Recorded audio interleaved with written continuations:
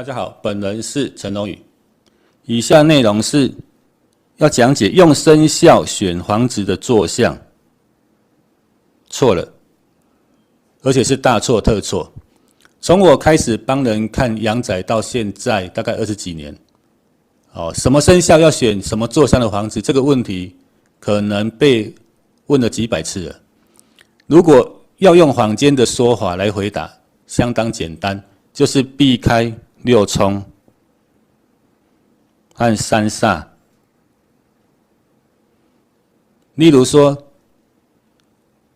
子的六冲是5，所以生肖属老鼠的子就老鼠嘛，就不能选坐南朝北的房子，这个5是南。还有猴子跟龙和老鼠是3合，所以猴子、龙、老鼠都不能选坐北朝南的房子，就是这么简单。但是坊间就真的有这种老师用这一招就行走江湖数十年。其实中国人受生肖的传统、生肖的影响很深远，所以只要牵扯到生肖，人们就特别容易相信。因此，何种生肖要选择什么坐向的房子，就变成一种让人深信不疑的谬论。但是这种谬论不单不准，还会影响家人的关系，而且造成家人很多不必要的麻烦。比如说，男主人属老鼠，女主人属马，那房子坐向怎么选？要选坐北向南，有利男主人，但是却不利女主人，还是要选坐南向北，有利女主人，然后不利男主人？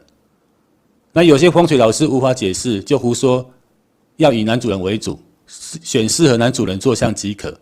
那我就要问了，那其他人生病出意外都没有关系吗？就算同时符合夫妻的生肖，那后来生的小孩子怎么知道他生什么生肖？那不合怎么办？其实我家也是生肖派的受灾户了。我读高中的时候，我父亲买房子所请的地理师就是这一派的。他说我父亲属兔，要买坐东朝西的，然后我父亲就相信他的话嘛，在云林县虎尾林森路的巷子里面找了一户坐东朝西的，这一户。这边上面是北嘛，所以这边是东，这边是西，然后它朝向是这样子的，坐东向西的，是甲3根向的，3楼透天厝。透天厝这大陆就是讲别墅。然后买了之后又找那个老师来看，那个老师看了大概不到10分钟，然后只说很好很好，住了会赚大钱之类的话。但事实上我们全家住了5、6年，我父亲不仅没有赚钱，还因为选举失利，他住在以前的旧房子连续选了3次都选上，一进来这边就选不上，损失了很多钱。我3弟住在这边的时候还车祸身亡，我3弟也属兔的。好，那在2005年，我用我自己所学的3元纳气风水，帮我父亲选了房子，正是生肖派认为大凶的房子，这一间，因为它是坐西向东。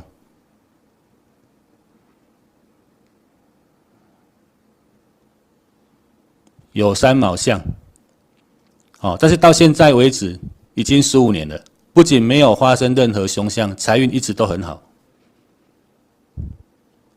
其实一间好的阳宅是要让住在里面的每一个人都好，可惜一般的阳宅都无法符合此项要求，而风水老师的任务就是要将其调整对家中每一个成员都好。所以我认为合格的风水老师看宅的时候至少要做到下列10点。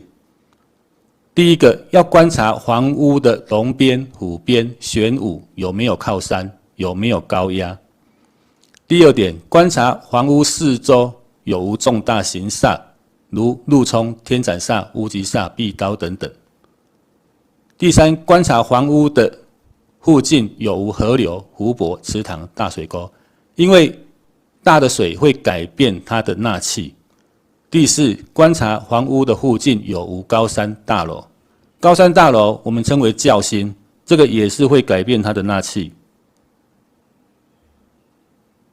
第五个，观察房子地基的高低，这个会影响到它的财运。第六个，调整神位、床位、办公桌、书桌、客厅、主人位之纳气。纳到旺气或纳衰气，才是影响财运、身体健康、家人感情等等重要的因素。第七，调整厨房、厕所。第八，排子白财位及文昌位。第九，提供解煞方法。这边的解煞方法不是挂什么八卦镜、山海针那些不是是比如说它的悬空里面换到二黑五黄同宫，那我们就提供安冷水的制作方法，让他自己去做我也不会卖他，我会教他一个很简单自己做就可以了只要一个玻璃瓶，然后盐巴几个铜板，这样就可以做好了。第10个，针对客户特别的需求做改善，这一点我有另外录一个视频来解释好，那看完这篇文章之后，我不是文章，视频之后，希望你不要再误以为说房子的坐向要搭配生肖来选择。好，那我们就讲到这边，谢谢各位收看。